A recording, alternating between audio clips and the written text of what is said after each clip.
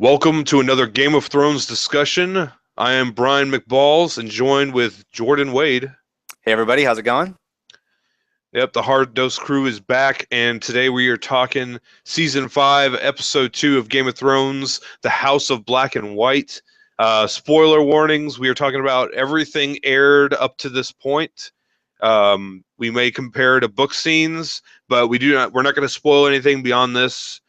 Jordan has not read the books or seen any of the future episodes, obviously, so he's going to be making a prediction or two. So other than that, there will be no spoilers beyond this point. So without further ado, let's go ahead and jump right in. We'll start with Tyrion and Varys in their cart ride to Volantis. You want to go ahead and talk about this first, Jordan?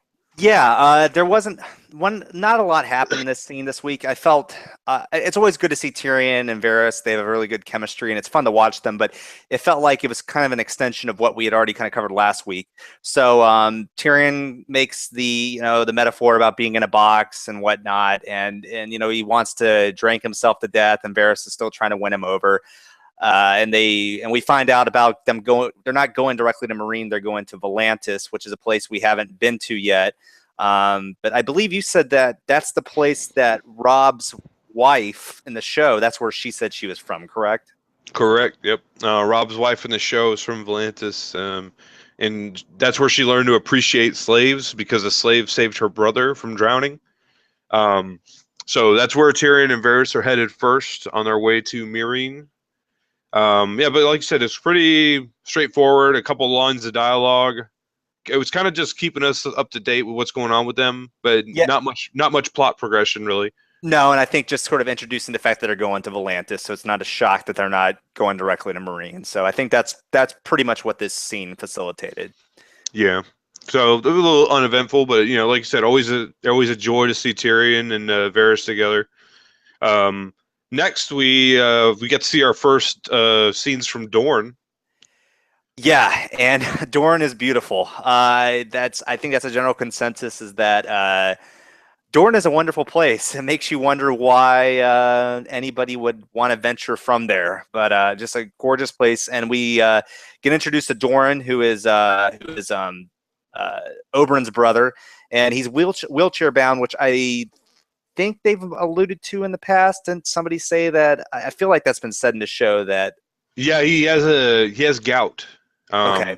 So yeah, he is wheelchair ridden. Mm-hmm. Okay. I don't remember if that was mentioned in season 4 or not. I haven't rewatched it recently. Okay. But yeah, I think it's been alluded to at some point. And about your comment about Dorne being the nicest place, it's really only really nice on the coast and in the water gardens. Other than that, it's a huge desert. Okay. Okay. Yeah, so it's a really I like the location setting. They've obviously filmed it in Spain, and I forgot the name of the gardens they're filming at, but I saw some interesting behind the scenes stuff that basically to film there for I think they only got to film 2 hours a day, but the other 8 hours were used to set up because they had to get the cameras up and put them in different areas without damaging the structure.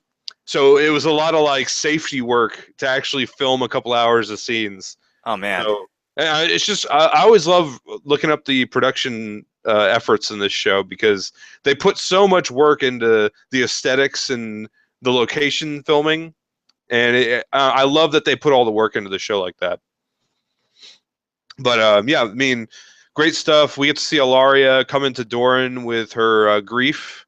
She really wants to avenge Oberyn's death, and Doran is a little bit cautious.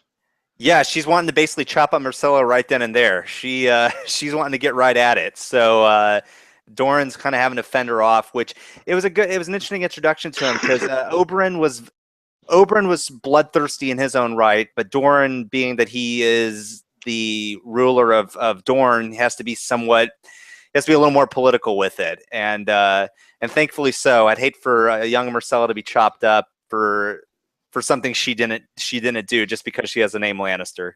Yeah, and something really interesting is that Oberyn didn't want to hurt the girl. Remember, they were saying, "Are you holding this girl over us as blackmail?" And he's like, "In Dorne, we don't hurt little girls," or something like that. That's right. That's right. So, I mean, I think Ilaria is very grief stricken.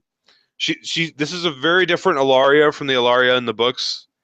Um, but she's assuming the role of Doran's daughter, and even being more aggressive than her because her name was Arianne Martell in the books, and she didn't want to hurt the girl either. She actually liked Marcella, but yeah, it's just an interesting take. It basically is showing us how divided Dorne is because Dorne wants vengeance for Oberyn. He's a very popular figure in the Dorne, perhaps the most popular figure, the modern, or the present figure. Dorne's not very popular because he is a very, cautious guy. He's not hot blooded like the rest of the Dornish. But yeah, I mean, we got more to come from them, and I can't wait to see more of it. Oh, definitely, definitely. The Dorne storyline will be fun this season. I guess we'll move on to the next thing. We'll go to the King's Landing aspect of this episode, which was kind of perfect leading into this. We see that there's a threat from Dorne on the table, a red viper with Myrcella's chain in it, and Cersei fearing. We know anything about Cersei is that she loves her children more than anything else, and she just wants Myrcella back. And so we have an exchange between her and Jaime, and their exchange was interesting to me in the fact that in the back of my mind, I know that these children are Jaime and Cersei's children, but it's rare to think of Jaime as their father. He doesn't really it's only been like once or twice he's ever referred to them as his children, and so it's always it's always a stark reminder when he says, my daughter or my sons or something like that. So, and it kind of brings back the fact that, even though Jaime is removed, they are his children, and Cersei's, having a call to action saying like, you haven't been there as their father, so now you need to step up and be a father. And yeah, so Jaime is going to head off to Dorne. I don't know what he's going to do. I don't know if it's a covert operation or what, but he's off to go get Myrcella back. Yeah, Jamie. It seems like Jamie can't win no matter what he does, because I mean he pretty much had to keep the children's secret, or else it was doomed for him and his family. And now that a lot of the dangers kind of passed, it's not really, because if they learn that they're abomination children, born of incest, they're not going to want them ruling the kingdom, the general populace, or a lot of the lords and such. But Robert Baratheon's gone, so that kind of takes away a lot of the threat. So now it's kind of funny that Cersei's flip flopping, like you need to take an active role in your children's lives. It's like he can't win, the poor guy. But yeah, him going to Dorne is off the rails. It's not from the books. It's Jaime going to a region he does not visit in the books. So yeah, I'm very interested to see where they take this. And we also get the great scene where he gets to visit Bronn. Yeah, he recruits Bronn to go on this mission. We haven't seen Bronn in a while. I mean, since he rejected being Tyrion's champion. Yep. So we see him with what's her name again? It's Lolly Stockworth. Lolis Stokeworth. Okay, and she's a homely girl, but Bronn seems to be, he's not overjoyed, but he seems to be content with the fact that he gets to retire at a decent place with a wife, and he seems to be sort of in a weird way enjoying his retirement of sorts. And then Jaime sort of just pops up and invites him along on the journey. Did he say that quote about living an active life or something? Something like Jaime was like, I didn't picture this to be the kind of end you wanted. Did he say something like that? Yeah, it was something along those lines. Yeah, I think he was like, this seems like a boring end for Bronn of the Blackwater. And he's like, I live such an adventurous life. I just want to die a peaceful death or something like that. I thought it was a funny line. Yeah. But Jaime recruits him and successfully recruits him by offering a better life and a better castle.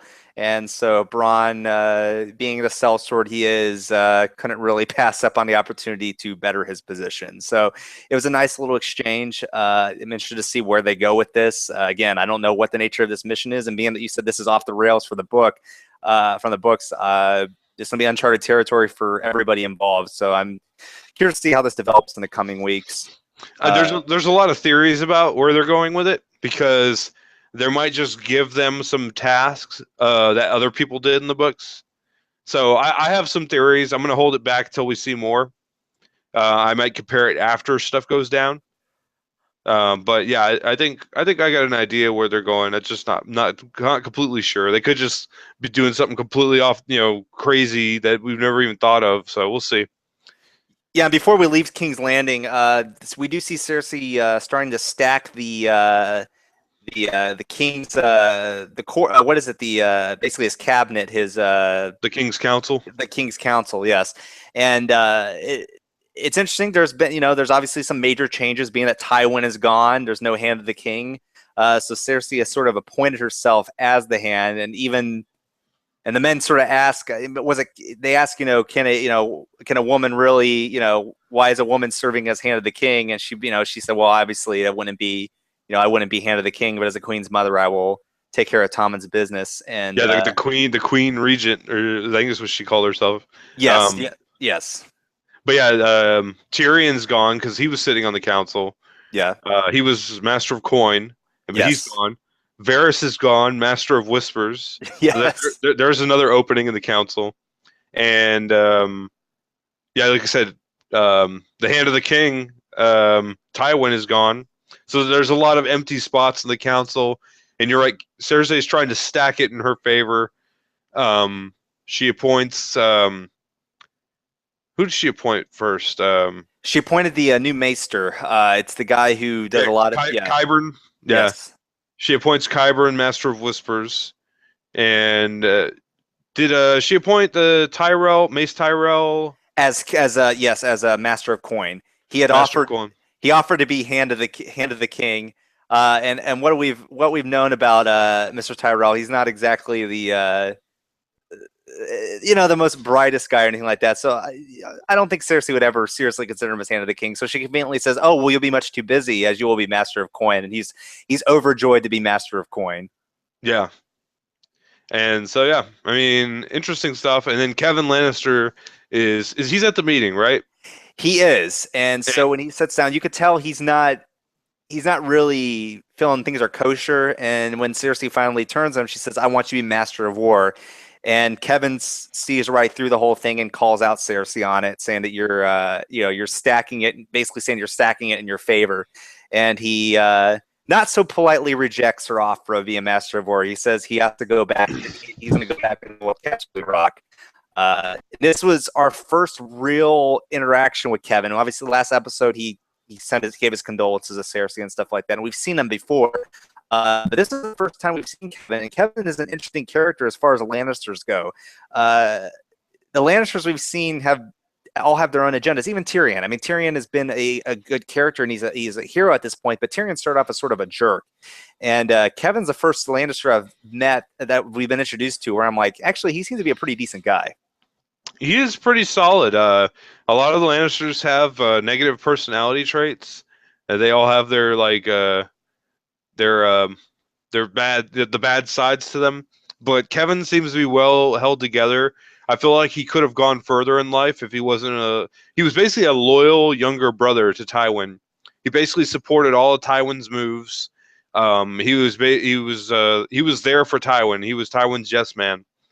So he was a dutiful younger brother, and I feel like he could have climbed higher if he was not the younger brother. He's a pretty sound guy. He's intelligent, and yeah, I mean, I'm glad they brought him back for the show because he was in season 1 and season 2. We didn't get a lot of him. We get to see him at like the Lannister war table. Yeah, at Harrenhal. He's in Harrenhal, and he's in the tents in season 1. And yeah, I'm glad they brought the guy back, and he's reprised his role, and he's doing great. Loving it so far. Now, in the books, in the earlier books, does he have a bigger role, or is it just mainly because of, is it mainly just because at this point, being that Tywin's gone and or Tywin's gone, that he has a bigger role, or is he bigger in the books in early parts? He does more. Yeah, and you know more about him. he has more sons in the books, and one of his sons go missing during the riots. Okay. And it's actually a huge mystery. He's still missing in the books to this day. They never found. I forgot that it's. I forgot the guy's name, but it was Lancel's brother, and he just went missing during the King's Landing riots. They never found him, and Okay. uh, and then Lancel took a wound at Blackwater in the books, and he was supposed to be very sickly. Like he almost died. He lost a ton of weight, and his hair got brittle and white.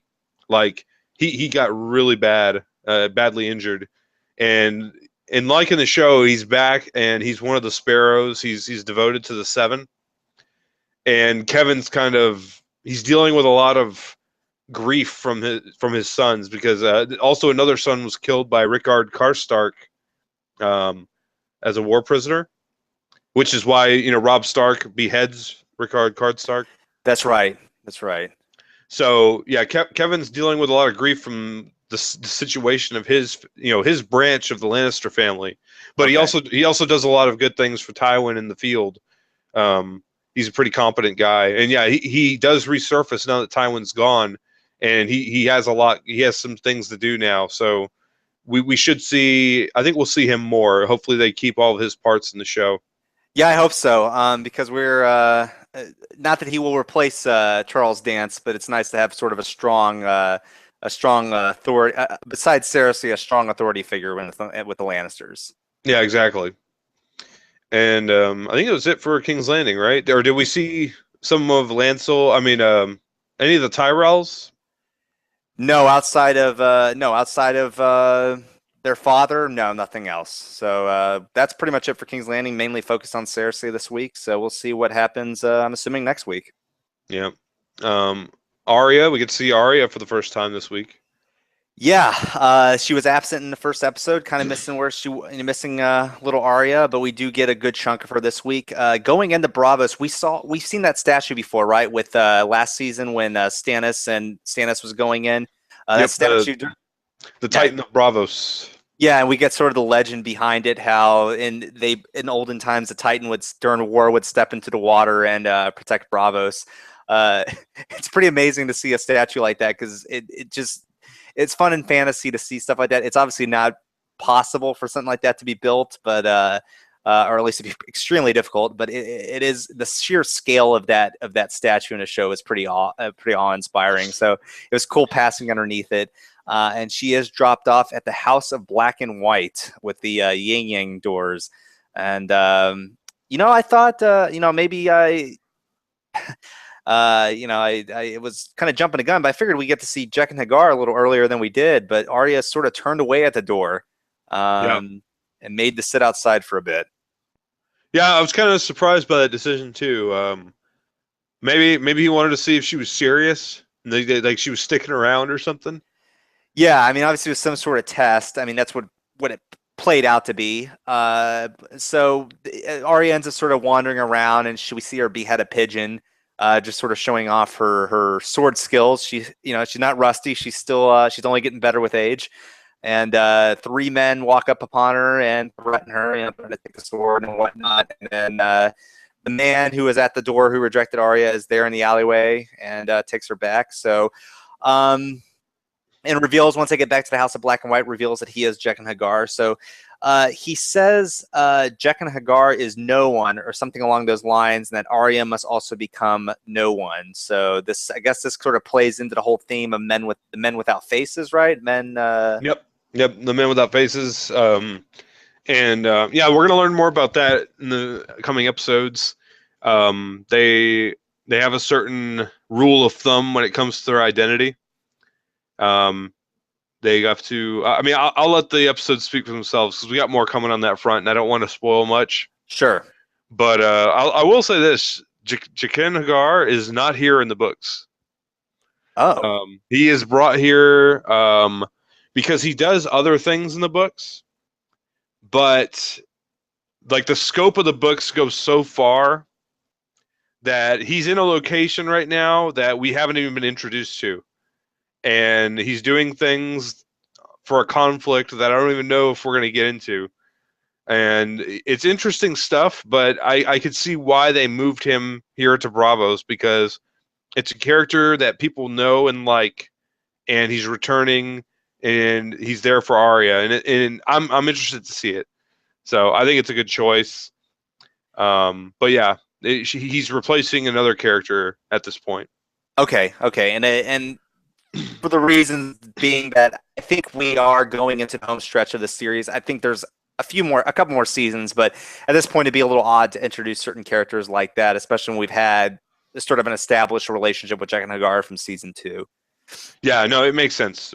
They have to contain this thing, or else it would just branch out so far they couldn't even cover it. Because, like we said, 10 hours a season, they can only do so much. Yeah, they are efficient with what they have, but they only have so much, which is true. The next thing we can go into, I guess, is Brienne and Pod. They're in the Riverlands still, right? And they bump into lo and behold, they end up in the same cafe as Sansa and Littlefinger. Now, for a moment, they were teasing it, but I was afraid that they would be in the same cafe and then they would completely miss each other. Like I was like, oh. Because Pod was kind of he obviously had a crush on that girl who was pouring wine.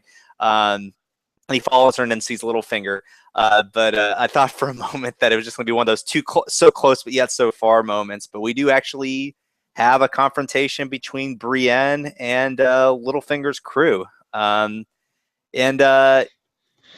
she offers her service, but Sansa rejects, and then chaos sort of ensues once we get outside. Do you have any thoughts about the sort of interaction that goes on in that inn that occurred? It's very strange to me, because like I said, Brienne's plot and Sansa and Littlefinger's plots completely out of the books at this point. So I'm speculating that, well, for one, Littlefinger wants to guard Sansa's identity very, very closely. And so I think the reason Brienne acted so rashly to get out of there is because I think Littlefinger intended to either detain them or take them out, because they didn't want them spreading word that Sansa's, on the road with Littlefinger, because that would bring huge implications down upon him, that he's harboring Sansa Stark. She's wanted by the crown for a suspect in Joffrey's murder. So the fact that they're announcing her name like that openly in an inn is very risky. Like, that would spread, I would think. Sure. But yeah, it seems like it's damage control. Like, Baelish wants to lock that down, so Brienne notices and she makes the move to get out of there. And her and Pod go out for a little horse chase, and I love the Valyrian steel sword just cutting through the other guy's sword. It's pretty awesome. that was one of the cooler moments of the episode. Just sort of driving home the fact that Valyrian steel is legitimate. That is quite the weapon. And also, it's nice just because though we had Brienne have her battle with the Hound, and she held her own against the Hound, obviously mortally wounding him. It is sort of nice to see her go up against a group of guys who are sort of toward the average to middle range of fighters, and see her just decimate them.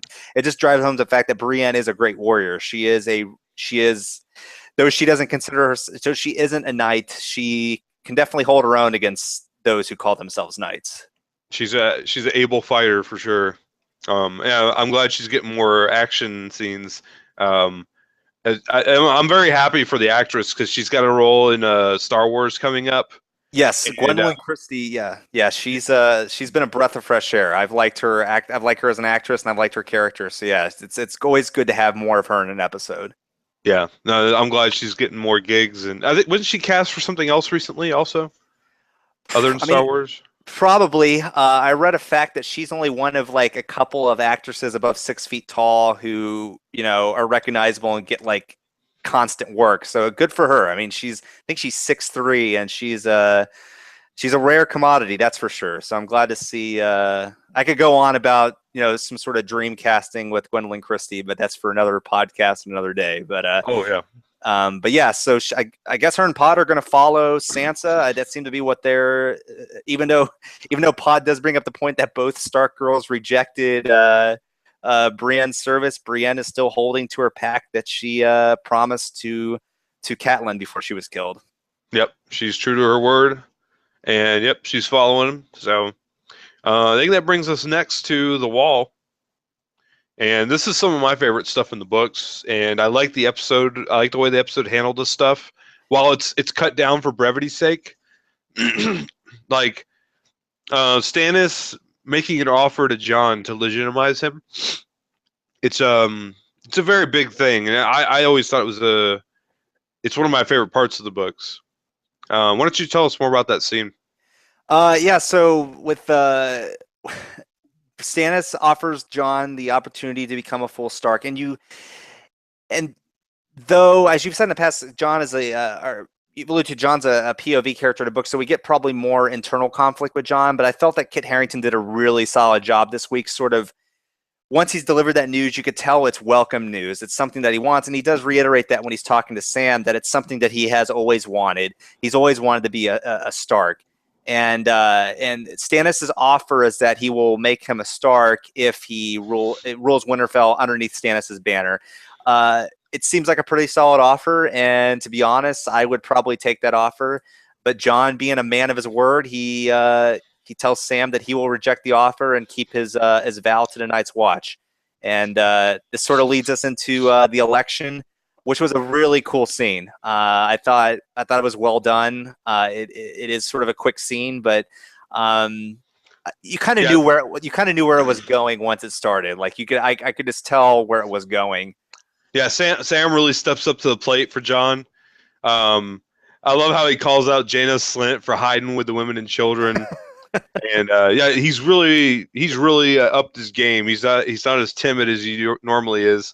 So it's glad to see him sticking up for Jon, and he puts his name in the pot, which is unexpected for him. And he has a really great quote too. I don't think it's from the books either. I think the show writers made it. It's he says something like, "In our darkest, when the hour was darkest, we looked to Jon Snow as a commander." And or something like that. It was a great quote. I thought it was really well done. Yeah. And yeah, he comes out with a tie with Alistair Thorne, and Aemon Targaryen casts the last chip to elect Jon commander of the Night's Watch. And yeah, I mean it's a big deal. Jon's gonna have his hands on the reins for the command for now. Yeah, I think it's something we've been building to since I'm not going to say it was a completely obvious trajectory because it's a welcome trajectory, but it is cool to see, not that it's the end of Jon Snow's character, obviously, but it is cool to see him become the commander of the Night's Watch. It is sort of a rewarding moment for those watching. Yeah. One of my favorite parts made it into the show, and I have a screen grab of that. Where is the screen share? And this is from the Wall. Yeah, this is from the Wall, and it's this letter from Alice. What's her name? Lyanna Mormont. The Bear Island knows no king but the king in the north, whose name is Stark. And it's a 10-year-old girl who's holding. She's basically the heir to the to Bear Island, since most of the Mormonts died at the Red Wedding, and it just shows how deep the loyalties run in the North, and I guess this is like a sign to Stannis is that these Northerners really love the Starks. I need a Stark, and that's why he wants to legitimize Jon. Yeah, it's completely strategic on Stannis's part, but that's a smart. Being that and that helps to build up Stannis' character because as you and I have discussed, Stannis wasn't a very strong character from the early going, but now we're finally seeing Stannis as a smart commander, a very confident commander, and you actually sort of can believe that he is a possible candidate for the throne at this point. Like I think I could buy into Stannis being king at this point. He grows on you, man. I don't know.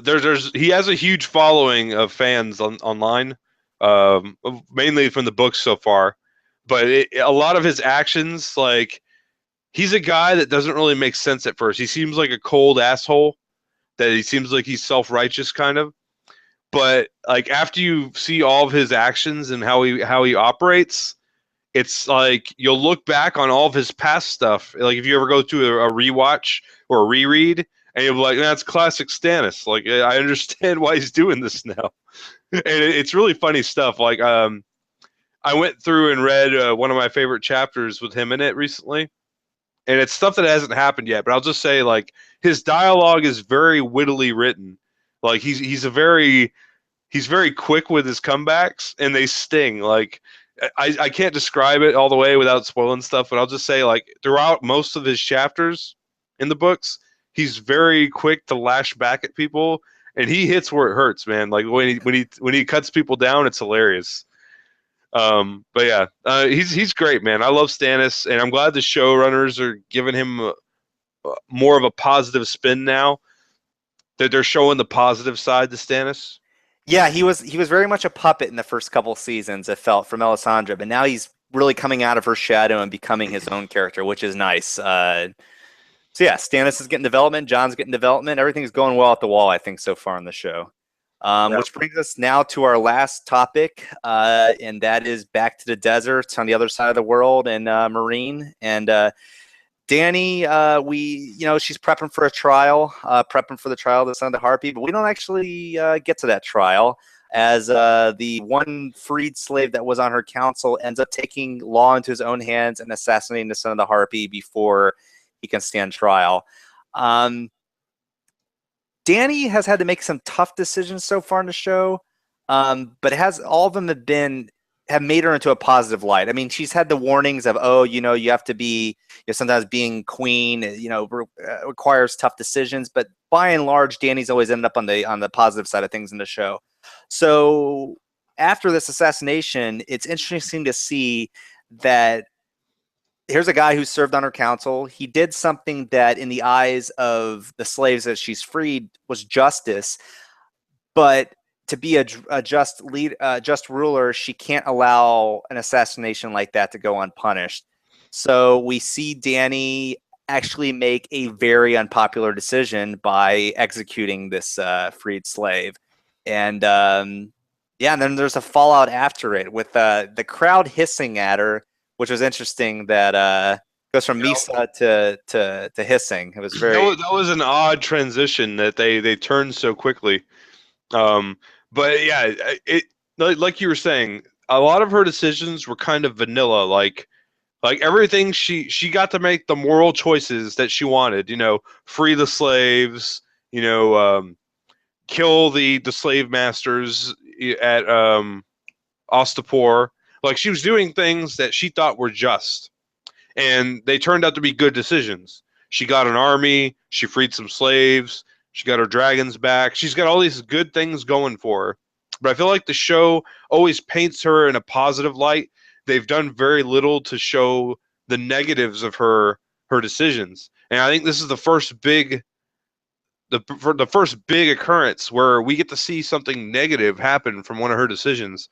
And there are a lot more of these decisions that happen in the books that I feel that hopefully they bring more of them into the show, because it illustrates. I feel like people like Daenerys, their plots. I'll say this: POV characters in the books, you don't really get POVs from the rulers themselves. There's no POV for Robb Stark. There's no POV for Tywin. There's no POV for Joffrey. There's no POV for Stannis. Like, these people are seen through other people's eyes. And people like Daenerys, she has a POV. And I think this is most apparent in her POVs, that you get to see how hard ruling actually is, because a lot of times doing the right thing is not always doing what's best for your kingdom. Like, you have to make some really harsh decisions. And this is one of the harsh decisions she's having to make. And I hope they show more of these, because it needs to be, I guess, I like to see that it's hard to rule, even for her.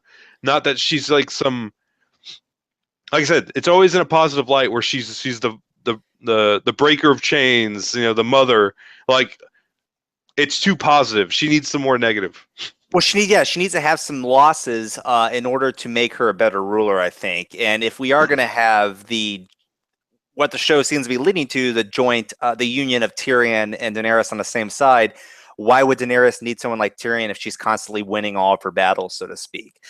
She needs to lose some in order to require help from outside people, and I think this was good. And we have a sad, conflicted Dany at the end, and we get the exclamation point. We get to see the return of Drogon, and my goodness, has that boy gotten huge. And I have loved everything they've done with the dragons so far. It seems like as they get bigger, they get more and more realistic and more interesting and just scary looking. And I'll be honest, when she extends her hand up, I actually plugged my ears because I felt like Drogon was just going to like yell out a scream or something like that. Because just the way he was a little too calm in that moment. And it was a great metaphor because here she is, the mother of this dragon, and as she extends her hand out, he sort of sniffs at it, and he just flies off, and she has no control over any of her dragons at this point. And Dany is sort of lost right now. Not everything, besides the fact that she had a loss to her crowd today, or in this episode. Not everything's falling into place like she had hoped for. Not everything can be perfect. And her dragons being completely wild is sort of a microcosm of that. Yep.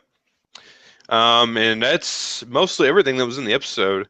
Did you have any predictions you wanted to make this week, Jordan? So I have a small one this week. As I'm watching Brienne's story arc with Sansa, it was interesting to me that Sansa, and I mean, I understand why Sansa would reject Brienne's offer. And maybe I'm reading too much into this, but I feel like Sansa understands more than I'm a huge fan of Sansa, as I've said before. I think she understands more than maybe she lets on. She is sort of, whether Littlefinger realizes it or not, she is sort of under his tutelage. And I think she may understand that a person such as Brienne, who has traveled so far and worked so hard to track down these Stark girls, I think Sansa knows that she's not going to, Brienne will be around, so it's sort of like keeping all the cards that she could use in her pocket. You know, she's got Littlefinger that she can sort of ride with, but she's always going to have Brienne as sort of a fallback plan. So I predict that Sansa may use that to her advantage. I don't think Sansa really wants to be a Littlefinger forever. I mean, she doesn't trust him, obviously, so she may have to call upon Brienne at some point. So that could be interesting. So that's not like a full-hearted prediction, but I think that could be where we're going with that storyline. Definitely possible. I mean, yeah, it's going to be a huge gamble too. I mean, like I said, neither of these plots are anywhere close to what they were in the books, so anything could happen, and that's kind of exciting for me because I want to. It's something new, it's something fresh. So we'll see where it ends up. But before we go, I just want to say, so with the stuff that's going off the rails, are you more excited about this than, I mean, is it a positive thing for you, or do you feel it's negative at this point, or is it just kind of case by case? I'm very pessimistic about what they're doing with Brienne and Jaime's plots because they're in two different locations that they don't end up in, and I'm going to wait and see how it turns out, but I feel like we're missing a lot of great stuff from where they are in the books. And maybe it's that it takes too much time to show that stuff. Who knows? I mean, I could tell you a little bit more about Brienne's plot lines, and her plot line in the fourth book is not popular to a lot of readers, actually. Okay. But to me, I love those chapters. And it's I guess the reason why I like it is because it's probably something that wouldn't work for TV because it's too depressing. Like, she's pretty much going through the Riverlands, the worst of the Riverlands. And, that's where most of the war took place. She's going through the worst parts of it on a quest that she's not going to succeed in because she's looking in the wrong place in the books. She's not finding Arya or Sansa. She's on the wrong trail. And she's going on these adventures with Pod. I like the adventures. They're really interesting. And she visits interesting places. Interesting things happen around her. And there's some great stuff towards the end that's just excellent. And I'm afraid we're not going to get that stuff. It's some of the most heart-wrenching stuff for me. Like, You get to learn a lot more about her background, and it's stuff we'll see if it'll come to light. I have a feeling they're not going to touch on a lot of that stuff because in the book it's a very dreary. It's almost like it has no real payoff because it's about her and Pod. She is like the true knight of the series. Like you look at all these people who claim to be knights. She is the one who's trying to be a true knight. She's just there to protect the innocent. She wants to serve her, she wants to stay true to her oaths. She's not out for personal gain. She just wants to be a knight. She wants to serve. And that's the sad part about her character is she's not a real knight. She's not allowed to be a real knight, but she's the closest thing to a knight we have in the story. And to see her fail at her task is so depressing that I feel like I don't know. To me, it's really emotional. Like I like reading her chapter because of that, and because it doesn't follow the stereotypical, hero's gonna win. Like I'm not saying she loses, but it's a very depressing set of chapters. But I think it's well worth reading. Very very much worth reading. And that makes sense, being that she can't be a knight. Probably those losses hurt twice as much, just because she's trying to go out and prove that she, whether it's just internal or even external, she's trying to prove that she is worthy of knighthood. And Pod's the same way. He's not a real squire, but he wants to be a squire so bad, and he tries his hardest. And that's just the thing to me is that I feel like Brienne and Pod are two of the most pure characters we have left. They're not corrupted by the politics. They just want to be good people, and they're out in the worst area in the world, like facing the worst shit imaginable, and it's really, I don't know, it's worth the read, man. There's a lot of people who don't like it because they feel like there's no real payoff to it, but it's because it's against the tropes that I like it, because it is very depressing and it makes you think a lot. And one of the best monologues in the entire book comes from their chapters. They meet a traveling religious man. He's a traveling, like, forgot what they call him, Septon Maribald. And he's this guy who just gives. That's all he does is he walks the road barefoot. And he's like, yeah, I used to wear shoes, but I gave those away to someone who needed them more. And his just feet are calloused. He walks around with this dog, and he just gives people food. And that's another character who's with them who's truly good, but they are in the worst place imaginable, and it's worth a read, dude. His monologue alone, it just makes you think. It's really crazy. Well, hopefully, until I get to those books, hopefully we get a little bit of some of that stuff in the show. We'll see. Yeah, I hope so. We'll see where it goes. But to answer your question, I know I went on a tangent. It's exciting because I want to see what they do. Obviously, things could lead up to stuff I haven't read yet. What if something happens to Jamie or Brienne that doesn't happen in the books? Do I just take that as a show universe thing, or is it a possible fate that happens to him later? We don't, it's exciting in that aspect. Yeah. So yeah, I apologize. I'm sick. You guys probably noticed, but you've held up really well, though. I'm proud of you. You've done well this week. Yeah, I tried. So with that note, we'll come to an end here. Next week, we'll be talking about episode 3, High Sparrow. And yeah, I'm looking forward to it. I mean, I just can't wait to get through the season. Like, I want to see everything. I wish we could watch them all now, Yeah, some sort of Netflix structure would be amazing. But yeah, exactly. So yeah, follow us if you guys want to see more. You can follow us on social media at Altness on Twitter, Instagram. We have an Altness Facebook page. Follow us there or visit our website, altness.com. We have a discussion for each episode this season. We have discussions for all of our episodes last season. They're up on our YouTube channel. And yeah, thanks for tuning in, and we will be back next week and hope to see you there. Have a good day.